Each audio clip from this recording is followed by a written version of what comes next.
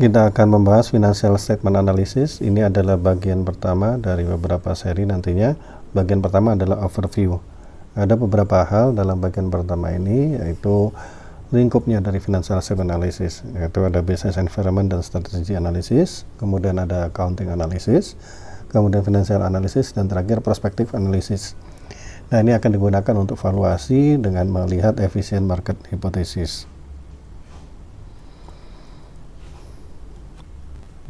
Kalau dilihat dari materi-materi ini, maka kita bisa lihat persamaan yang sangat besar sekali ya dengan manajemen keuangan. Nah, ini sebenarnya financial statement analysis ini adalah lanjutan dari manajemen keuangan, yaitu lebih lanjut lagi mendalami tentang analisis terhadap laporan keuangan untuk menentukan nilai perusahaan. Karena yang penting di sini adalah value dari perusahaan atau kekayaan dari pemegang saham yang diwujudkan dalam value dari sekuritasnya itu tadi. Dan prinsip yang dipakai adalah sama, yaitu time value of money, jadi nilai uang yaitu atau present value. Bagian pertama adalah business activities dan financial statement, yaitu hubungan antara kegiatan bisnis dan financial statement, karena kita akan membahas financial statement analysis. Nah, jadi ketika orang melakukan bisnis itu ada dua hal yang mempengaruhinya, yaitu business environment. Di sini kita lihat apa itu labor market, capital market, product market, maupun peraturan-peraturan dari bisnis, lingkungan bisnis ini. Perusahaan akan menentukan strategi nih, apa yang harus dilakukan oleh perusahaan. Jadi dari mulai secara makro ya, scope of business-nya, kemudian positioning-nya seperti apa, dan key success factor dan risikonya seperti apa. Nah, ini strategi ini dengan melihat lingkungan bisnis, maka perusahaan akan melaksanakan kegiatannya atau melakukan aktivitas bisnisnya. Ada tiga hal di sini kita bedakan, yaitu ada operating activities, kegiatan operasi, investment, dan financing. Jadi ini adalah kegiatan yang dilakukan oleh perusahaan. Sebenarnya ini adalah penggolongan aja ya. Jadi dari financing, investment, operating. Kemudian dari kegiatan yang dilakukan oleh perusahaan ini akan ada sistemnya ya, sistem akuntansi di sini. Ini untuk mengukur dan melaporkan apa yang terjadi atau konsekuensi dari tindakan-tindakan dari yang dilakukan oleh perusahaan.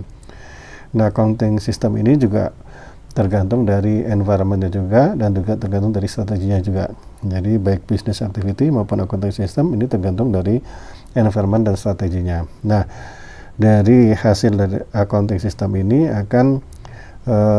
kita akan melihat adanya financial statement. Jadi financial statement ini adalah hasil dari accounting system yang mengukur dan mencatat apa yang terjadi dalam business activity. Sehingga dengan melihat financial statement ini kita bisa menilai business activity-nya. Nah, apa yang digunakan, tools yang digunakan? Nah, di sini kalau kita lihat di analisis laporan keuangan biasanya seperti ini ya. Dari berbagai sumber buku biasanya seperti ini pembagiannya. Jadi yang pertama adalah business strategy analysis, kemudian yang kedua adalah accounting analysis, ketiga financial analysis, dan prospective analysis. Ini dari bukunya Pak Lepu ya. Ada juga buku lain yang menyatakan financial statement analysis itu terdiri dari beberapa langkah yang saling berurutan. Yang pertama economic karakteristik dan competitive dynamics, ini mirip dengan business strategy ya. Business strategy analysis dua ya, 1 dan 2 ini identify competitive strategies. Jadi karakteristik dan strategi ini sama dengan business strategy analysis. Kemudian assess quality of financial statement, ini ada accounting analysis mirip di sini. Kemudian analysis profitability and risk, ini financial analysis. Kemudian prospective analysis, ini adalah project future financial statement dan value of the firm, dan menilai perusahaan ya. Jadi ini yang dilakukan dalam financial statement analysis. Dari bukunya Sumber Nyaman adalah seperti ini. Kita bisa pisahkan menjadi segitiga-segitiga ya, atau triangle. Triangle pertama adalah business environment dan strategy analysis. Tadi sudah kita bahas, meliputi industri analysis dan strategy analysis. Yang berikutnya adalah accounting analysis, kemudian financial analysis yang terdiri dari profitability analysis, analysis of cash flow, dan risk analysis. Nanti kita akan bahas lebih lanjut, ini kan baru overview-nya aja. Kemudian perspektif analisis, dari perspektif analisis dan financial statement analysis ini kita bisa mengetahui adanya cost of capitalnya dan kemudian intrinsic value yang kita perkirakan. Jadi ada dua sebenarnya, business environment and strategy analysis dan financial statement analysis. Nah, yang kita pelajari di materi ini adalah financial statement analysis, tapi juga kita akan membahas secara ringkas business environment dan strategy analysis. Nah, pertama yang kita lakukan adalah industry analysis atau tadi business environment, yang disebut seperti itu, boleh aja. Ada beberapa alat yang bisa kita pakai. Yang biasanya sering dipakai adalah value chain analysis, kemudian Porter 5 Forces Classification Framework, dan yang terakhir adalah Economic Attributes Framework. Kalau di bukunya sebenarnya hanya dua ya, value chain sama Porter 5 Forces. Ini kita lihat value chain ini artinya kita melihat rantai nilai dari perusahaan. Jadi value added yang dilakukan oleh berbagai macam proses atau kegiatan yang dilakukan oleh perusahaan. Nah, dari mulai di sini dari mulai product development, ini kalau yang di ini ya soft drink atau beverage industry, industri minuman, ini contoh aja ya.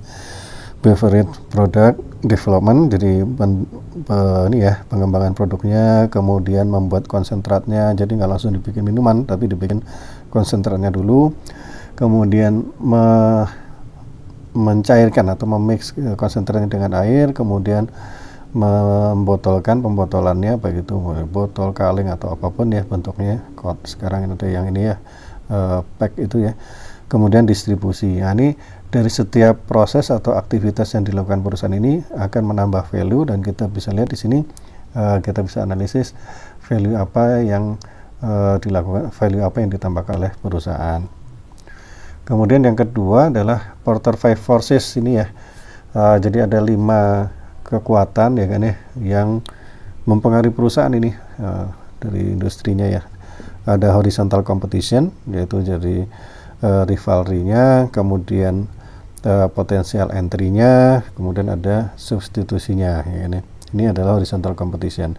Atau vertical competition, dari supplier dan dari buyer. Jadi suppliernya kalau punya kekuatan, maka perusahaan hanya bisa ngikut aja. Tapi kalau perusahaan punya kekuatan, suppliernya harus ngikut. Gitu juga dengan buyer power. Kalau buyernya kekuatannya tinggi, maka perusahaan ini harus mengikuti apa yang dikehendaki oleh buyer. Nah, ini jadi 5 forces ini akan memberikan gambaran kepada kita gimana posisi persaingan dari perusahaan.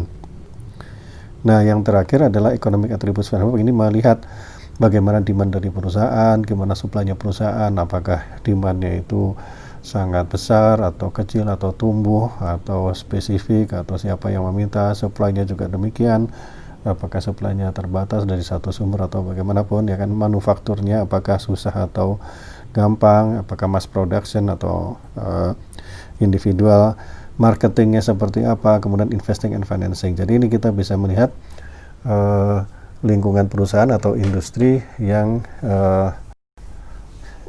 perusahaan ini sedang terjun di dalamnya.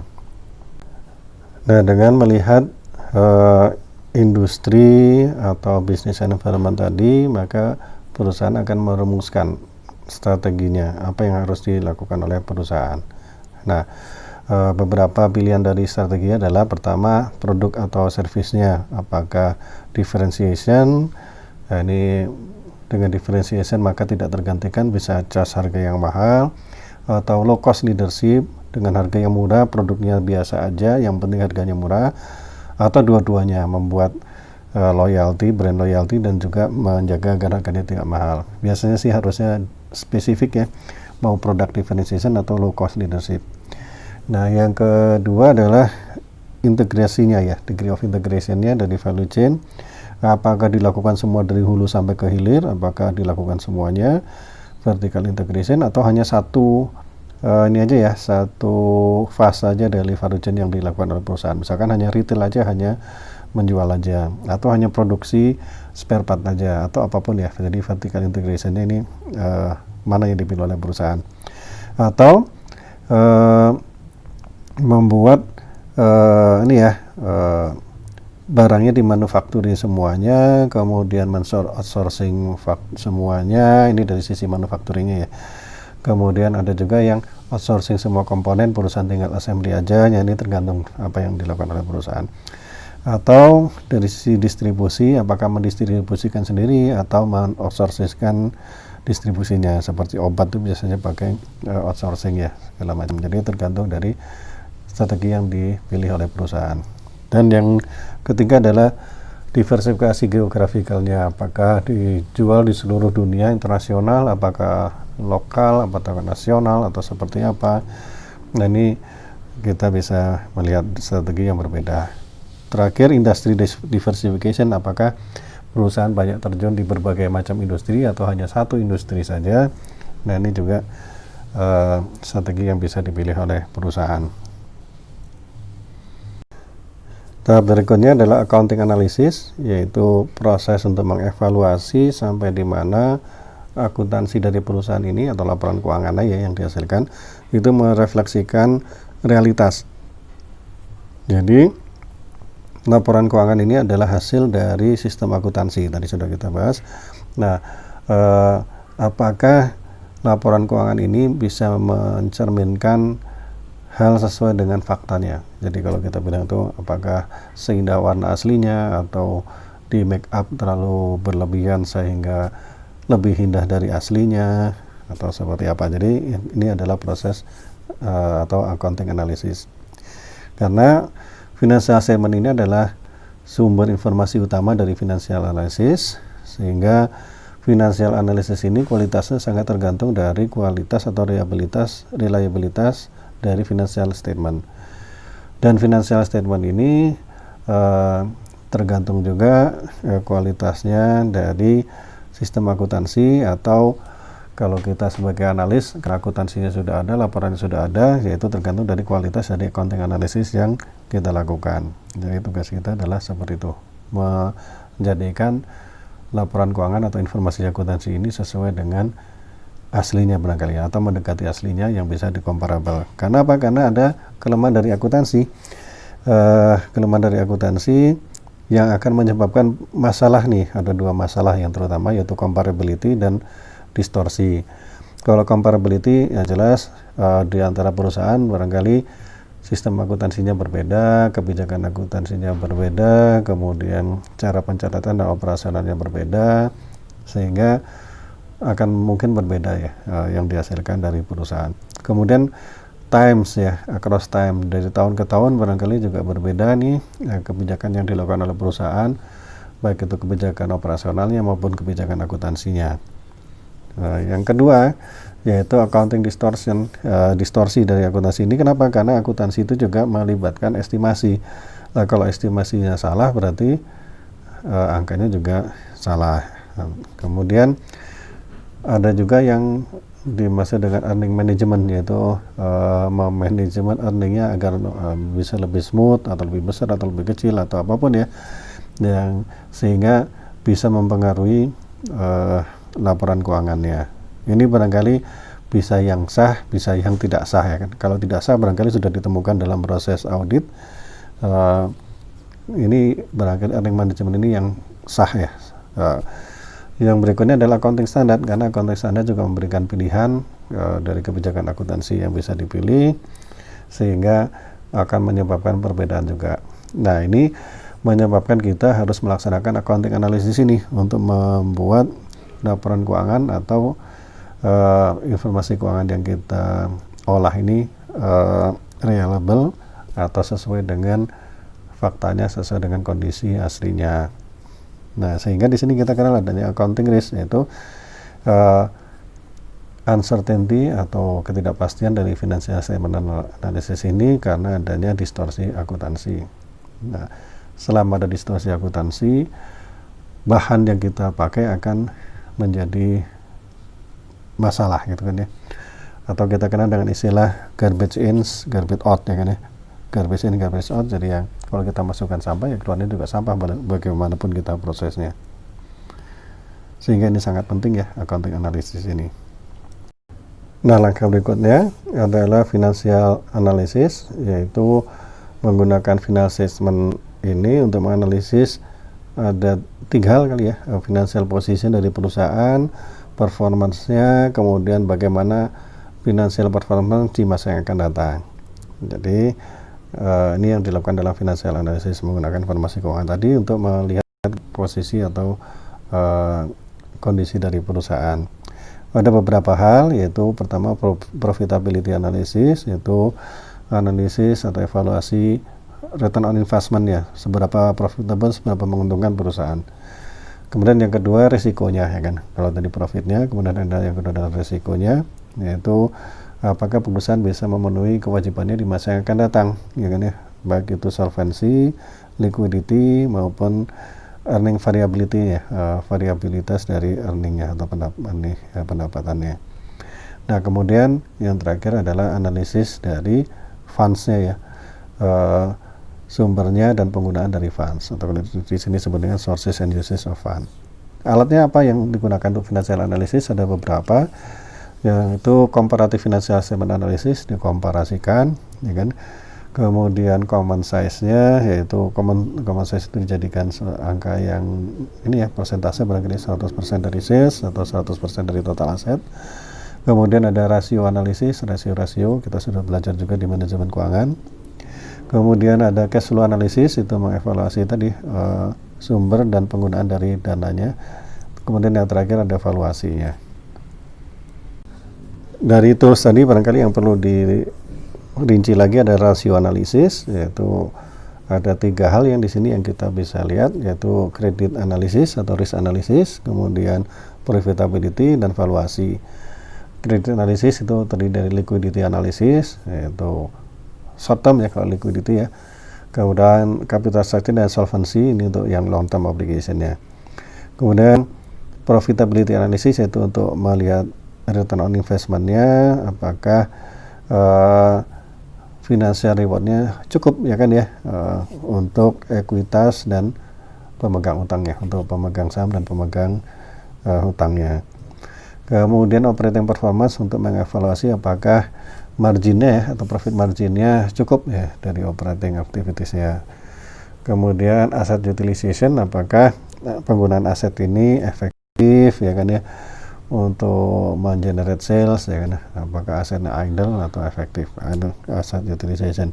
Dan yang terakhir ada valuation, yaitu menilai atau mengestimasikan nilai intrinsik atau nilai fundamental dari perusahaan atau saham dari perusahaan.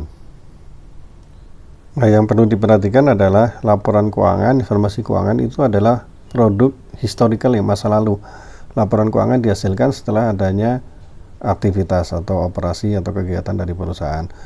Yang diperlukan untuk menilai perusahaan adalah di masa yang akan datang, sehingga di sini kita harus melakukan prospective analysis, yaitu memforecast atau memperkirakan di masa akan datang PO-nya seperti apa ya kan, apakah earningnya atau ya dari pendapatan, beban dan lain sebagainya, cash flow-nya atau kedua-duanya ya, dari sisi accrual maupun cash basis.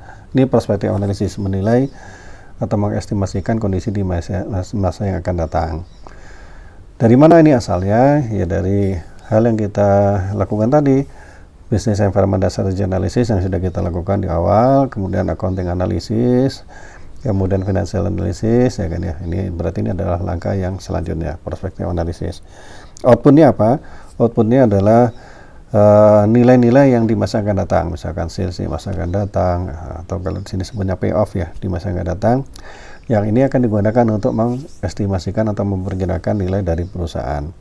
Nah, penilaian itu sendiri kita sudah bahas di depan adalah merupakan ini ya, present value atau berdasarkan dari time value of money, yaitu forecast yang kita lakukan tadi di proses yang sebelumnya ini, diestimasikan menjadi company value, kita present value kan menjadi company value. Nah, ini adalah valuasi. Nah, prinsip valuasi itu sebenarnya simpel ya, jadi nilai dari utang maupun equity security, kita lihat di sini adalah equity security ya, kalau tujuannya adalah menilai saham, atau aset apapun ya, adalah jumlah dari expected future payoff dari aset tadi atau security tadi di masa ini ya. Jadi hasil yang akan diperoleh di masa yang akan datang ya kan ya, yang didiskontetkan atau di present value kan dengan tingkat bunga atau discount rate yang tepat ya kan. Jadi ada dua informasi yang harus kita indikan di sini, yang harus kita dapatkan, yaitu future payoff atau yang kita terima di masa akan datang, baik itu berupa cash dan lain sebagainya, dan discount rate-nya.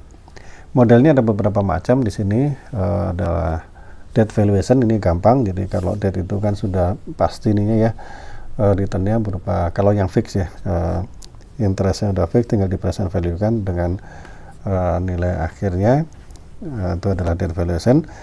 Nah, kemudian equity valuation ada beberapa model ini ya.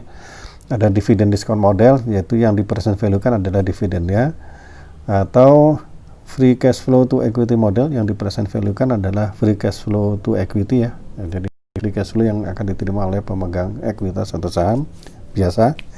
Kemudian residual income models, yang di present value kan adalah residual income-nya, atau simple ini dari berbagai buku ya, market value multiples, itu dari nilai pasar dari perusahaan yang sejenis atau perusahaan yang kira-kira sama lah. Nah, dari proses valuasi ini kita akan bisa menghitung ya, dari berbagai model tadi, apapun ya yang kita gunakan, akan bisa menghitung nilai dari utang atau ekuitas ya kan, atau sekuritas atau aset ya, apapun intrinsic value-nya ya, nilai intrinsiknya, atau ada yang nyebutnya sebagai nilai fundamentalnya. Nah, kalau ini saham dijual di pasar atau di pasar modal, maka ini akan sangat tergantung dengan kondisi pasar modalnya itu sendiri, apakah efisien atau tidak. Nah, di sini kita kenal dengan efficient market hypothesis. Jadi ketika kita sudah hitung nilai intrinsiknya, belum tentu nilai yang ada di pasar modal itu akan sama ya kan. Bisa lebih tinggi, bisa lebih rendah ya kan ya. Ini tergantung dari akurasi atau ketepatan dari analisis kita. Kalau kita yakin analisis kita tepat, kemudian pasar modal harganya lebih rendah, maka ini adalah under value, bisa kita beli sahamnya. Atau kalau misalkan harga saham di pasar itu sudah lebih mahal daripada intrinsic value yang kita hitung dari proses tadi, maka ini adalah over value, sehingga kita akan harus menjual ataupun tidak usah membeli saham yang sudah ada ya kan ya, saham yang ada di pasar, karena kita perkirakan nilainya akan turun kembali ke nilai fundamentalnya atau nilai intrinsik yang sudah kita hitung tadi. Nah, ini tergantung dari hipotesis market efisien ya, atau efficient market hypothesis. Nah, ada 3 macam di sini, yaitu ada weak form, ada semi strong atau strong. Kalau weak form efficient market hypothesis itu adalah harga yang ada di pasar modal itu sudah mencerminkan semua informasi yang ini ya, semua informasi masa lalu yang ini ya, yang ada ya kan ya, itu mencerminkan ya dari laporan keuangan tadi kan, historical value-nya atau all past security market information sudah masuk ke dalam harga saham atau harga sekuritas di pasar saat ini. Nah, kalau semi strong itu bukan hanya market information atau informasi dari masa lalu saja, historical saja, tapi juga semua publicly available information itu sudah direfleksikan ke dalam harga saham atau harga sekuritasnya tadi. Ini yang semi strong. Jadi bukan hanya informasi masa lalu, tapi juga informasi yang ada secara luas ya, yang public available information. Nah, yang ketiga itu adalah strong form ya kan.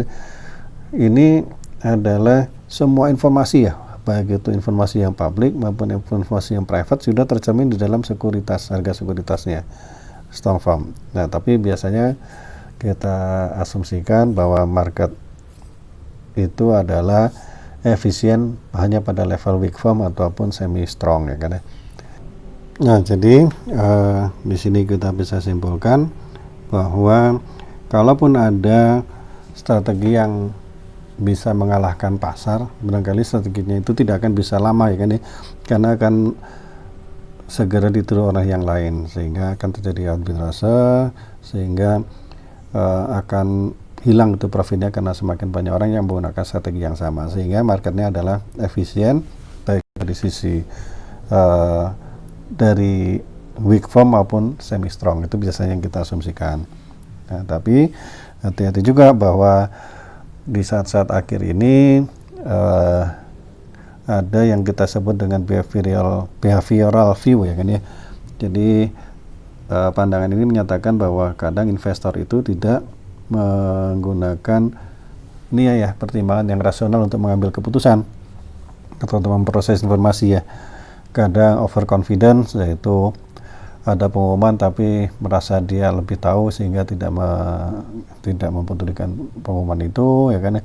Atau yang yang terlalu paranoid ya kan ya, sehingga ada pengumuman sedikit langsung bereaksi dengan berlebihan, lebay ya kan ya.